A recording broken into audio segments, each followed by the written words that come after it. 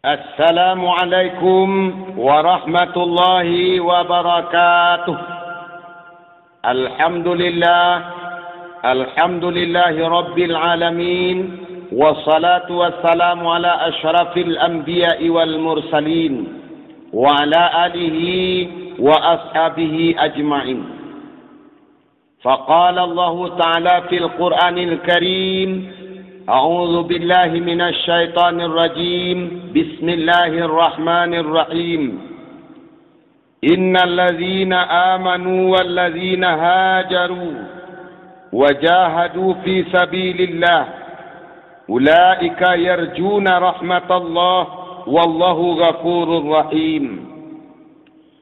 Sesungguhnya orang-orang yang beriman, orang-orang yang berhijrah, dan orang-orang yang berjihad di jalan Allah, mereka itulah mengharap rahmat Allah, dan Allah Maha Pengampun lagi Maha Penyayang.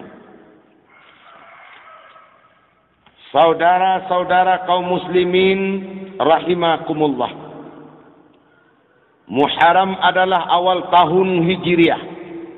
Muharram adalah tahun baru Islam. Artinya bulan Muharram adalah bulan hijrah, di mana Rasulullah hijrah atau pindah dari Makkah ke Madinah. Hijrah adalah perubahan. Hijrah adalah peralihan pribadi ke arah yang lebih baik. Oleh sebab itu, dalam rangka memperingati tahun baru ini, mari kita sama-sama mengevaluasi diri dan introspeksi, sekaligus menata konsep atau teori dalam mencapai tujuan positif yang hakiki. Tak usah kita berfikir untuk mengungguli orang lain, namun berusahalah untuk lebih baik dari diri kita sekarang. Karena barang siapa yang hari sekarangnya sama dengan hari kemarin, itulah orangnya yang merugi. Barang siapa yang hari sekarangnya lebih buruk dari hari kemarin, itulah orang-orang yang celaka. Tapi barang siapa yang hari sekarangnya lebih baik dari hari kemarin, itulah orang-orang yang beruntung. Saudaraku, berangkat dari momen ini, mari kita wujudkan semua asa dan cita-cita yang baik dengan cara berikhtiar dengan totalitas yang sesungguhnya.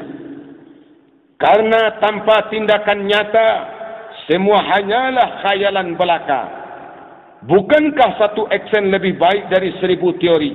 Lebih baik makan singkong di alam nyata daripada makan keju di alam mimpi. Mari kita tunjukkan bahwa kita punya mampu dan bisa. Atas segala kelemahan dan keterbatasan kita, kita punya Tuhan yang maha segalanya. Namun dia melihat sejauh mana kesungguhan kita. Man jadda wajadda, siapa yang sungguh, ia yang akan mendapat. Karena Allah tidak akan merubah nasib suatu kaum, kecuali kaum itu sendiri berusaha untuk merubahnya. Pada hakikatnya, ilmu tidak usah dicari, karena sesungguhnya pengetahuan itu sudah lama ada. Namun dituntut bagi kita, bagaimana piawainya kita untuk mengumpulkannya.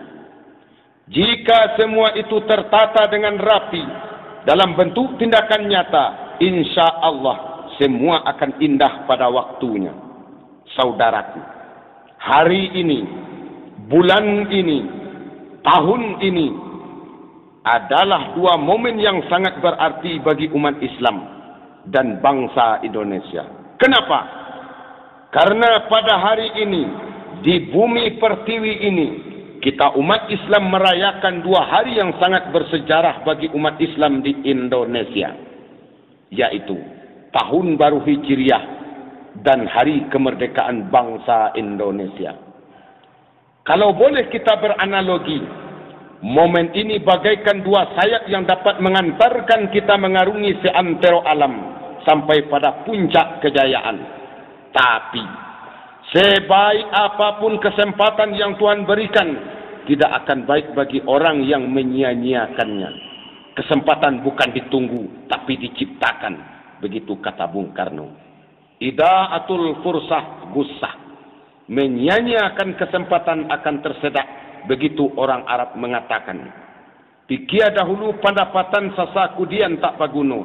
Siapa yang menyunyukan kesempatan bagaikan rasian jago. Begitu pepatah Minang menyampaikan. Billahi taufik walidayah. Assalamualaikum warahmatullahi wabarakatuh.